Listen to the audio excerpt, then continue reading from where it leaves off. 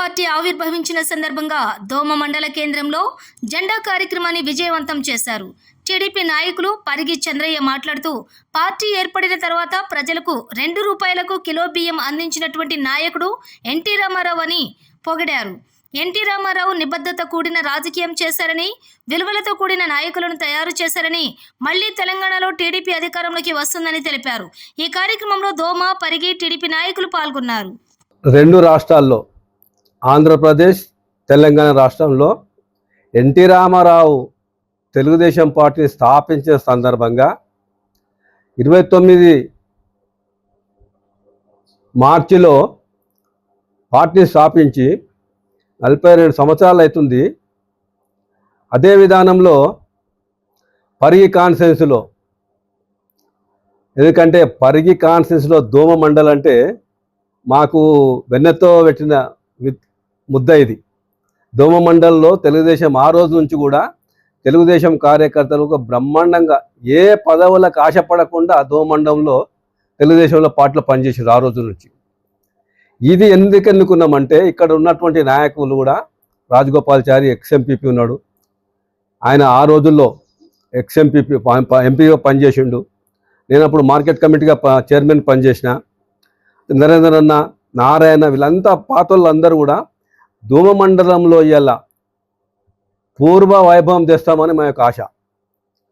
Telugu Desam party స్థాపించిన తర్వాత అట్టడుగు వర్గాల నాయకులు, ఇలా బీసీ బలహీన వర్గాల నాయకులు ఎక్కడో ఏ స్థాయికి వెళ్ళినారంటే ఆ స్థాయికి వెళ్ళిండ్రు. ఇలా వాళ్ళ కుటుంబాలు బాగుపడ్డాయి. ఈరోజు ఆ రోజు పండుగ చేస్తేనే బువ్వ, లేకపోతే లేదు. ఆ పరిస్థితుల్లో ₹2 కిలో బియ్యం ఎన్టీ రామారావు ప్రవేశపెట్టాడు.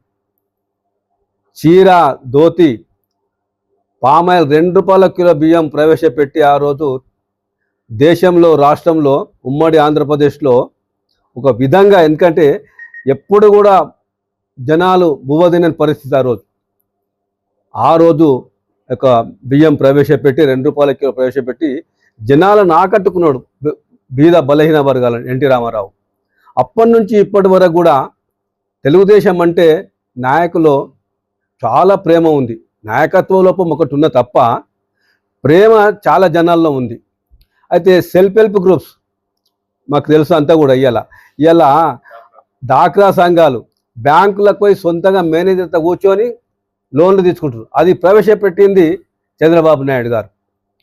నీకు గ్యాస్ పొయ్యి, అయితే గ్యాస్ కూడా ఆ రోజు భయపడ్డారు చాలామంది, అది పేలుతుందంట, అట్లా అవుతుందంట. ఈరోజు ప్రతి ఇంట్లో గ్యాసు నడుస్తుందంటే చంద్రబాబు నాయుడు తెలుగుదేశం పుణ్యాన్ని అని నేను చెప్తా ఉన్నాను. ఈ జిల్లాలో ఇవాళ వికారాబాద్ జిల్లాలో, ఇప్పుడు వికారాబాద్లో కూడా మళ్ళీ మేము వెళ్తూ ఉన్నాం. ఎన్టీఆర్ విగ్రహం అక్కడ ఉంది, అక్కడ కూడా పూలు కార్యక్రమము పాల్గొంటాం. అంతా కూడా మా యొక్క విధానం ఒక్కటే, తెలుగుదేశం పార్టీలో ఉండి తెలుగుదేశం పార్టీ కాపాడుకోవాలి అని మా యొక్క నినాదం. తెలుగుదేశం ముందు చూపుకు పోతా ఉంది. బలహీన వర్గాల పార్టీది ఈ పార్టీ. తెలుగుదేశం అంటేనే బలహీన వర్గాలు. ఇలా బీసీలు, బలహీన వర్గాలు ఏ స్థాయికి వెళ్ళినరో తెలుగుదేశం కార్యకర్తలు నడిచి చెప్తారు.